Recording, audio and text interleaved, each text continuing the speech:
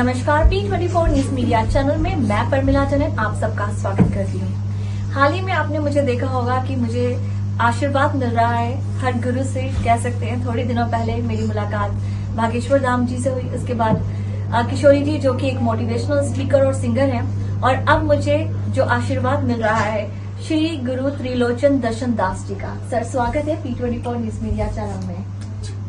मेरी ये सौभाग्य है कि मुझे आपके दर्शन करने का मौका मिल रहा है, और इतना नाम, और उसके बाद जो आप इस समय मानव सेवा कर रही हैं, हमारे हमारा जो समाज है उसके लिए जो कार्य कर रही हैं, और आपके जो भक्त हैं आए दिन कुछ न कुछ मानव सेवा में अपना योगदान दे रहे हैं। तो सबसे पहले तो उसकी मैं बहुत बहुत प्रशंसा करती हूँ और सराहना करती हूँ कि इस युग में भी आप जैसे संत महात्मा आए दिन जो इस समय कह सकते हैं कलयुग में भी जो सतयुग बनाने की कोशिश कर रहे हैं, ये एक बहुत ही सराहनीय कदम है। तो उसके लिए तो मैं आपकी बहुत बहुत प्रशंसा करती हूँ और स्वागत करती हूँ P24 न्यूज मीडिया चैनल। बहुत बहुत धन्यवाद आपका जी। आप सदा ऐसे कल्याणकारी काम करते रहिए, और आप भी लोग कल्याण, आप भी लोग सेवा में लगे हुए हैं जी।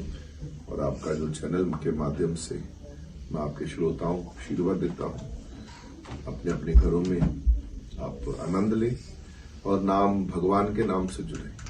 जो ईश्वर के नाम से जुड़ते हैं तो ईश्वर उनका खास ख्याल रखते हैं जी। बड़ी कृपा होती है। बिल्कुल सर, मैं अब सर कहूँ क्योंकि आदत पड़ गई। हम बाहर रहते हैं, ऑस्ट्रेलिया में रहते हैं, तो आदत पड़ जाती है। अब गुरु महात्मा को भी सर निकल आता है, क्या कर सकते हैं।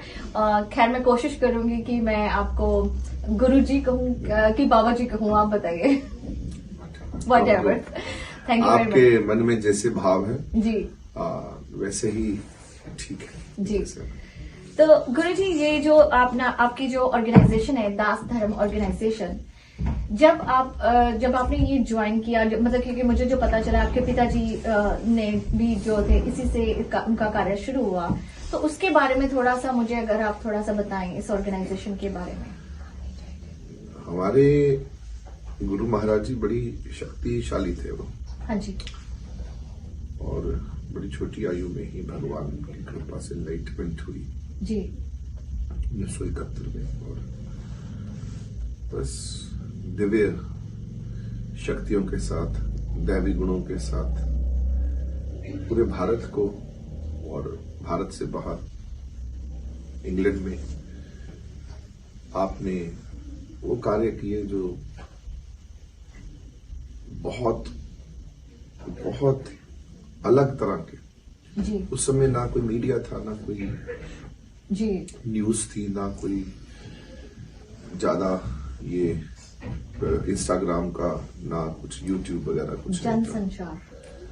तो उस वक्त तो बस एक मुंह से प्रचार होता था, वही जनसंचार।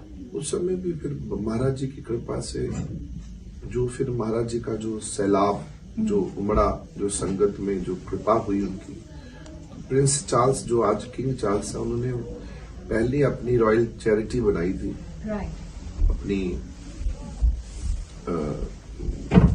अपनी पहली उनकी अपनी रॉयल फैमिली की पहली चैरिटी एबे फील्ड सोसाइटी बुजुर्गों के लिए। अच्छा जी। तो वो इतने प्रभावित थे हमारे गुरु महाराज जी से, उन्होंने गुरु महाराज जी को ही उस पहली चैरिटी का पहला चेयरमैन नियुक्त किया था। वाह, क्या बात है। 87 में।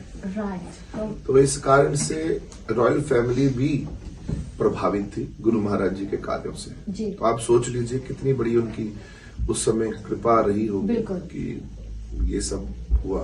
तो उस वक्त बिना मीडिया के इतना प्रचार था उनका जी। गोरे उनके पीछे किताबें लिखते थे।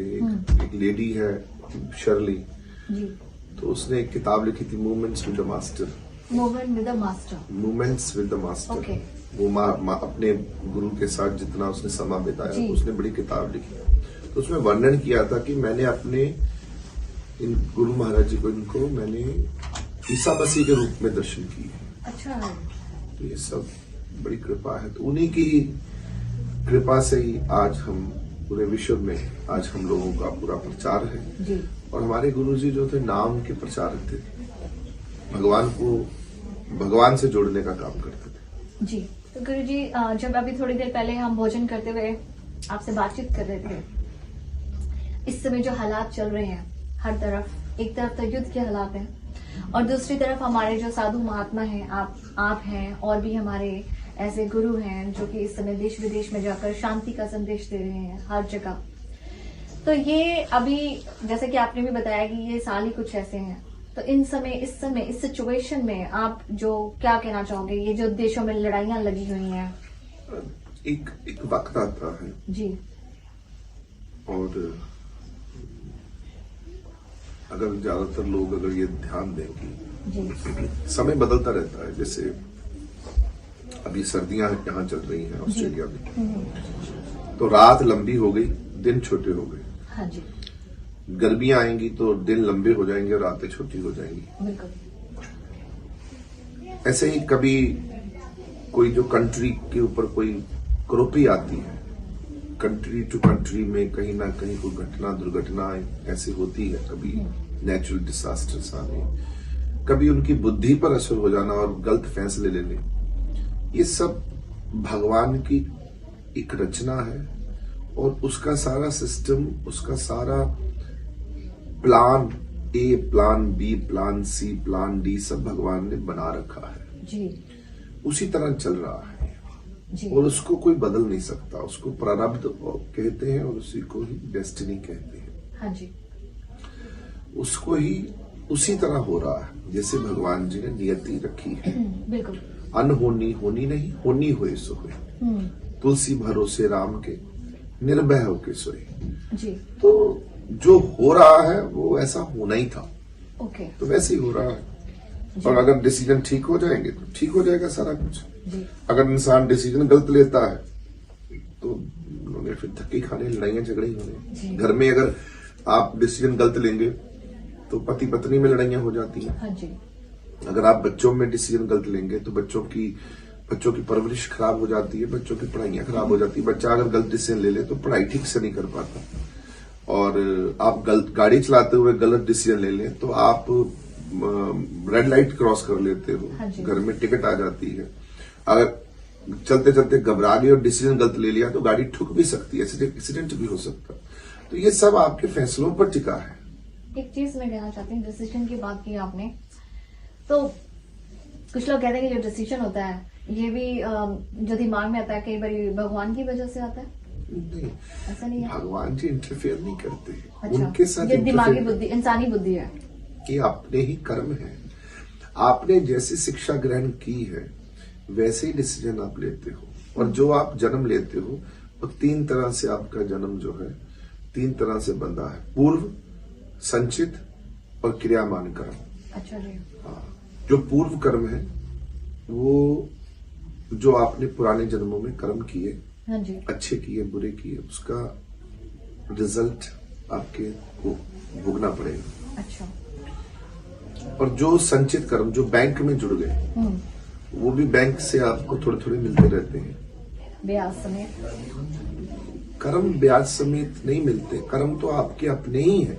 अच्छा, जैसे आपने ब्याज समेत अगर अच्छे कर्म है और भगवान जी प्रसन्न है तो आपके अपने ही कर्म जो होंगे वो अच्छा आपसे करवाना शुरू कर देंगे। ओके, आपसे भगवान से जुड़े हुए काम करवाएंगे, आपको लोक कल्याण की बात होगी, आपका जीवन चेंज हो जाएगा, गंदे गंदे काम सब बंद हो जाएंगे।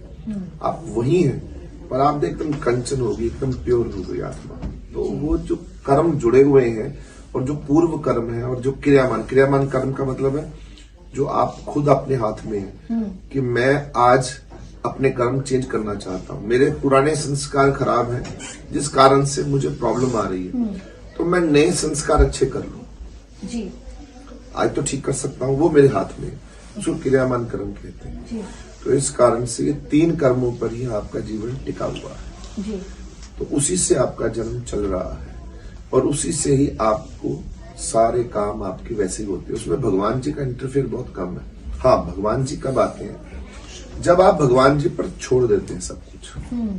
जैसे आपने छोड़ दिया प्रभु पर कि प्रभु आज के आप संभालिए, मैं आज के बाद कुछ नहीं करूंगी, ना मैं कर सकती हूँ, तो आज से आप मुझे कृपा कीजिए, आप संभालिए। जब भगवान जी संभालेंगे आपको तो फिर भगवान जी की आप रजा में हो और आप पाने में हो, तो फिर आप जो कुछ कर रही हो पूछ के कर रही हो। जैसे घर से निकलते वक्त आप जा रही हो तो प्रभु आप चलो मेरे साथ, आप कृपा करिए, तो भगवान को आगे रखा है हर कर्म में। जैसे कृष्ण जी ने कहा अर्जुन को, अर्जुन तुम लड़ाई लड़ो, और अर्जुन कह रहा नहीं मैं तो भीख मांग लूंगा, मैं तो सन्यासी बन जाऊंगा, मैं लड़ाई नहीं लड़ सकता, मैं लड़ाई नहीं लड़ सकता प्रभु।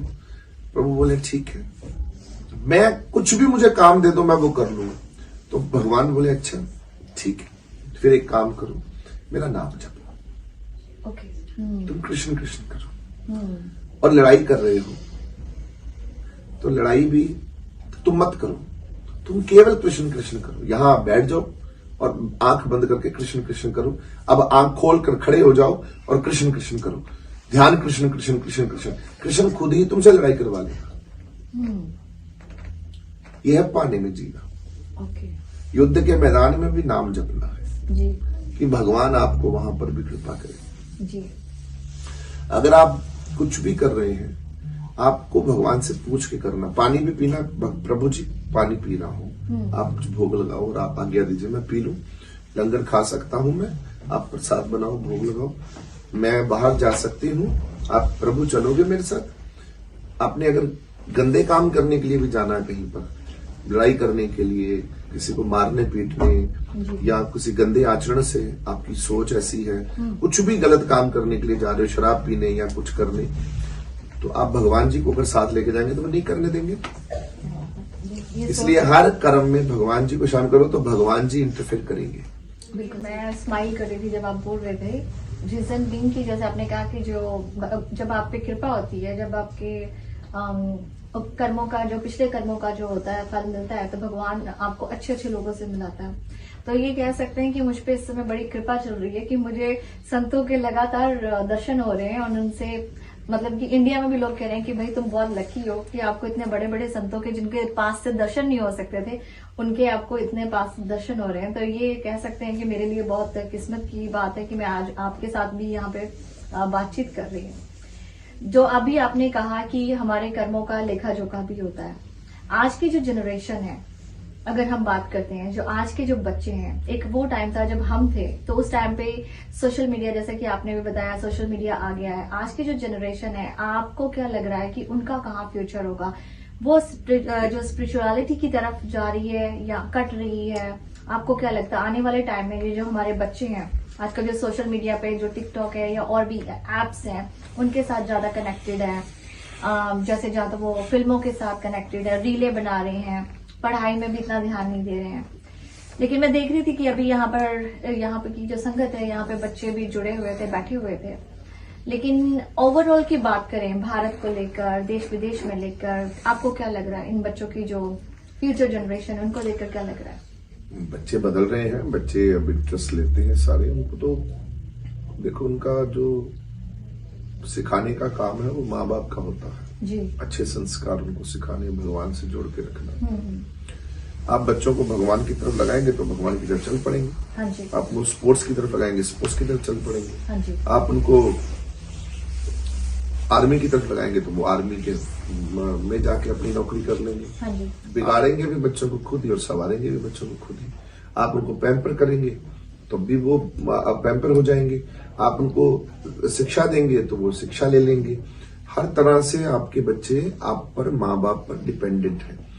माँ बाप अगर मान लो बदल जाते हैं तो बच्चों पे उसका प्रभाव बहुत पड़ता है। अगर माँ बाप नाटक करते हैं कि ठीक है हो गया ऐसा, उनको अगर माँ बाप को ही अगर भगवान की तरफ ध्यान नहीं है तो बच्चों को 100% नहीं होगा। तो सबसे पहले माँ बाप को खुद भगवान से जुड़ना होता है। पेरेंट्स को, बच्चों की जड़ों को मजबूत करने के लिए पेरेंट्स सही में ही भगवान से जुड़े जी। और फिर बच्चे भी उस तरफ लगेंगे। बाकी जो आजकल गुरुजन, जो संत समाज है, वो तो लगा ही हुआ है, बच्चों को क्या, बड़ों को क्या, छोटों को क्या, सबको ही समझाने में लगा है। हाँ जी। और सब समझ भी रहे हैं। जिनके भाग्य में भगवान की कृपा होती है वो धन्य भरत की तरह 10 साल में ही लग जाते हैं, 5 साल में ही लग जाते हैं। मगर जिन पर कृपा नहीं होती तो वो 80 साल तक भी बेचारा दुखी और वो भगवान की मार्ग पर नहीं चल सकता। तो कृपा की बात। बिल्कुल बिल्कुल। यहाँ पर भी कर्म आते हैं, क्योंकि कर्म अगर अच्छे नहीं है तो भगवान नहीं मिलना, और मुश्किल से मिलेगा तो फिर मुश्किल से मिल पा रहा है भगवान उनको। जी बिल्कुल।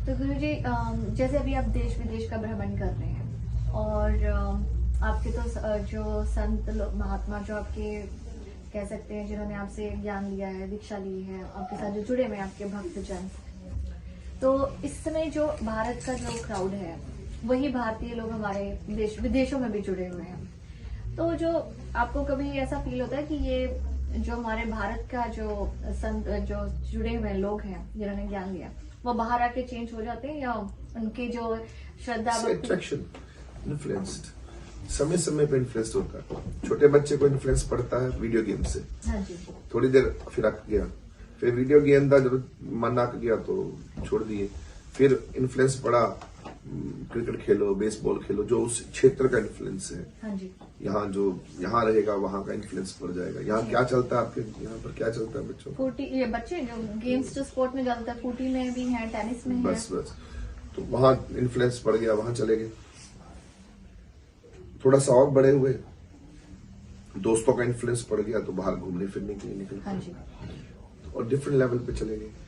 बाहर जाना, घूमना, लड़के लड़कियों के साथ घूमना फिरना, उस तरह का उनका इन्फ्लुएंस हो गया। थोड़ा और इन्फ्लुएंस हुआ तो और बिजनेसमैन तबका मिलने लगा, तो उनको पैसे का इंटरेस्ट हो गया, तो पैसे का इन्फ्लुएंस पड़ गया।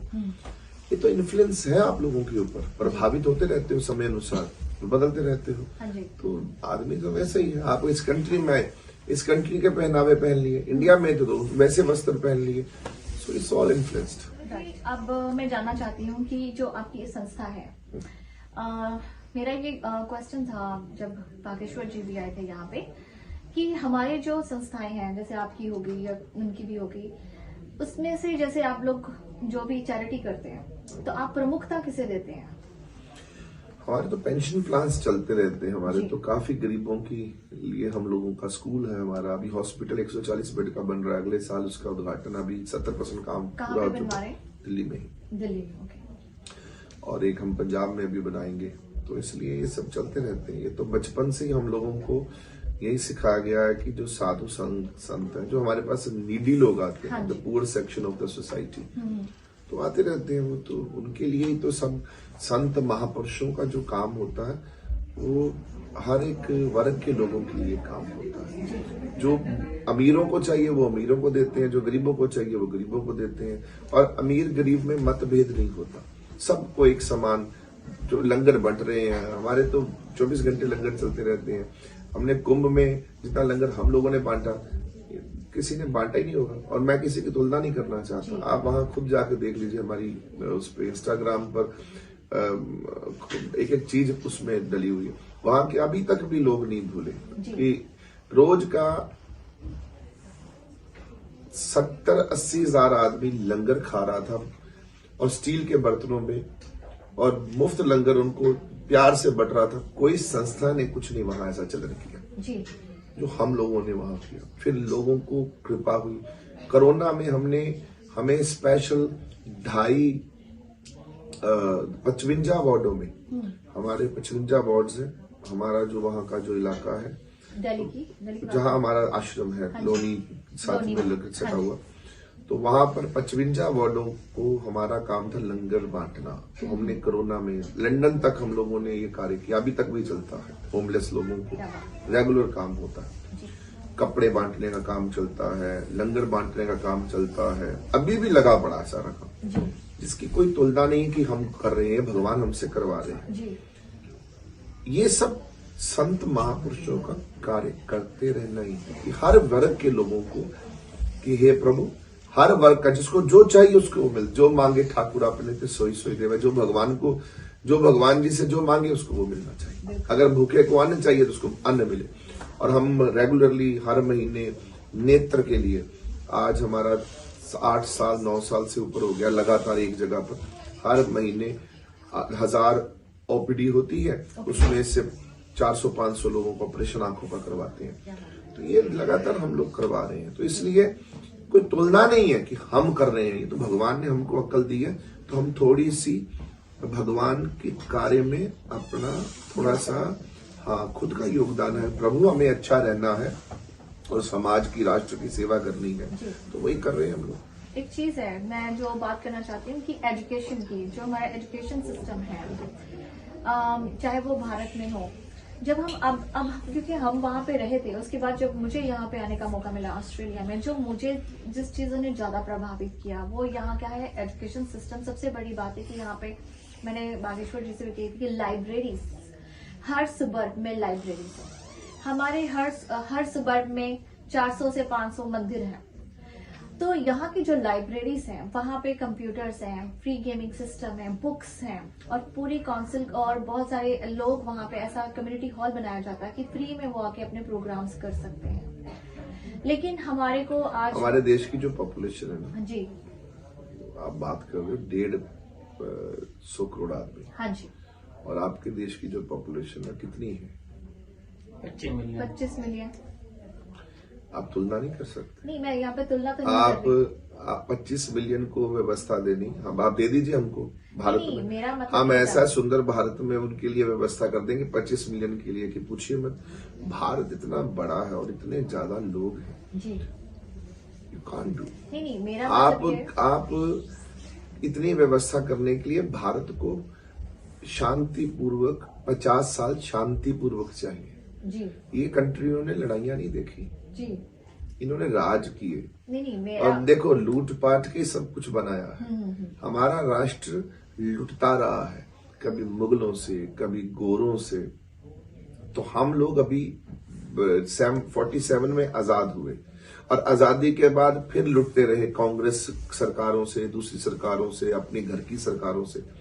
आज हमें थोड़ा समय हुआ है कि हमारे देश के अच्छे राष्ट्र प्रधानमंत्री जी आए हैं, जिन्होंने व्यवस्था को बदलना चाहा और व्यवस्था बदल रही है। जी, पर धीरे धीरे से क्या है, हमारा राष्ट्र धीरे धीरे से चेंज हो रहा है। जी, जैसे जैसे हमारे राष्ट्र के पास सुविधाएं आएंगी, हाँ जी, हमारे राष्ट्र के पास ताकत आएगी, हम 150 करोड़ लोगों को वैसी सुविधा जरूर दे सकते हैं। हाँ जी, हमारे पास कमी नहीं है, पर हमारे पास रिसोर्सेज जो हैं तो धीरे धीरे से, क्योंकि हम लोग अभी तक स्टेबल ही नहीं हुए, कभी लड़ाइयां आ जाती हैं, कभी कुछ आ जाता है, कभी कुछ आ जाता है। इतने बड़े देश का संतुलन मजबूत रखना, इतने बड़े देश की अखंडता को बरकरार रखना, एक बहुत बड़ी चुनौती है। जी, हमारे देश में 6 मौसम है।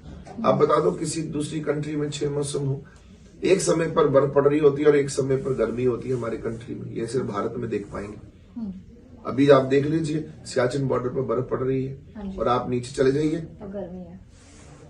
तो एक समय पर आप इतने मौसम, फिर बरसात है तो रज के बरसात है। तो कृपा है ये भगवान की कि हमारा कंट्री किसी का तुलना नहीं है हमारे राष्ट्र की। आप ये नहीं कह सकते लाइब्रेरियां क्या होती हैं, लाइब्रेरियां कुछ नहीं है। हमारे देश में जितनी लाइब्रेरियां थी, किसने तहस नहस की, किसने करी? मुगलों ने की थी। हाँ, जला के राख कर दिए। नहीं, बनाई हुई है। अब क्या है, सब कुछ बनाया गया है, सब कुछ चेंज हो रहा है, धीरे धीरे धीरे धीरे धीरे धीरे सब कुछ चेंज होगा। और भगवान की कृपा से ऐसा राष्ट्र बनेगा, संपन्न मुल्क बनेगा। क्योंकि देखो कितनी कितनी प्रॉब्लम है, बड़ी बड़ी कंट्रीज हमको नहीं चाहती कि ये भारत संपन्न हो। हाँ। भारत को खराब करने में कंट्रियां लगी रहती हैं। कभी किसी लड़ाई करा दी, कभी किसी करा दिया, कभी कुछ दंगे करा दिए, कभी ये टेररिज्म का माहौल। टेररिज्म, जिस कंट्री में टेररिज्म से लड़ते रहेंगे, अल्फा आ जाएगी, कभी कश्मीर, जम्मू कश्मीर आ जाएगा, कभी घर में कभी कोई और टेररिज्म आ जाएगा। फिर भी कंट्री को आप एक्सपेक्ट करते हो कि वो कंट्रियां मतलब कि अच्छे रहे। तो क्या आप क्या सोचेंगे? कर रहा है, बहुत सुंदर कर रहा है, बहुत बढ़िया हो रहा है। हमारा राष्ट्र महान था, सारे जहां से अच्छा हिंदुस्तान हमारा भारत महान था, महान है और महान ही रहेगा। बिल्कुल सही बात है। तो गुरुजी, अभी आपने कहा कि हमारा देश भारत महान था, महान है और महान रहेगा। बिल्कुल सही कहा आपने। तो जाते जाते मैं आपसे एक संदेश लेना चाहूंगी। जो इस समय सब जगह युद्ध का माहौल चल रहा है, और इस समय जो ना सिर्फ अभी थोड़े दिनों पहले भारत और पाकिस्तान का भी वॉर सिचुएशन थी, सीज फायर हुआ, ईरान, इजराइल, यूएस, रशिया और यूक्रेन, इन सब में भी चल रहा है। अगर कहीं पे भी देखें तो इस समय हालात जो है कुछ हो रहे हैं। और हाल ही में एक विमान दुर्घटना हुई जिसमें कि एक ही बंदा बचा, 300-400 से ज्यादा लोग मर चुके हैं उसमें। ऐसी सिचुएशन चल रही है चारों तरफ, और इस सिचुएशन में आप मानव समाज से कोई संदेश देना चाहेंगे? देखिए, सबको भगवान से जुड़ना चाहिए जी। और भगवान ही चलाएंगे सबको। और at the end of the days तो अगर लड़ाई का जो रिजल्ट केवल और केवल कॉम्प्रोमाइज है और पीस है, हाँ जी। और शांति है और मिलके चलना है, तो पहले शांति को बहाल रखें, लड़ाइयां झगड़े ना करें। अगर फाइनली हमने शांति ही रखनी है तो पहले शांति रखें। बिल्कुल। इतनी अकल करें कि पहले से शांति लेके चले, बिल्कुल। मत करें लड़ाई। लड़ाई का कोई अंजाम नहीं होता, आखिर में लड़ाइयां जो होती हैं उसका कोई रिजल्ट नहीं निकलता। रिजल्ट एक ही है कि सब लोग शांत हो जाओ। तो फिर हमें शांति का ही रास्ता अपनाना चाहिए पहले दिन से, और आखिरी तक शांत रहना चाहिए, तभी सभी मुल्क तरक्की करेंगे। नहीं तो कोई तरक्की नहीं। सब लोग आपस में लड़े मरेंगे तो देश, सारे देशों में आप देखो कितनी भुखमरी हर जगह पर उन कंट्रीज में पड़ी हुई है। देश की सारी अखंडता डामाडोल है, सब उनकी शांति जो दाव पे लगी है, और खाने के इतने लाले पड़े हैं कि बैंकरप्सी हो रही है कई मुल्कों की। मैं नाम नहीं लेना चाहता उन मुल्कों का। तो ये सब क्या है? ये सब ठीक नहीं है। इसलिए सबको मेरी बेनती प्रार्थना कि भगवान जी से जुड़िए। भगवान जी शांति के मुजस्मे हैं।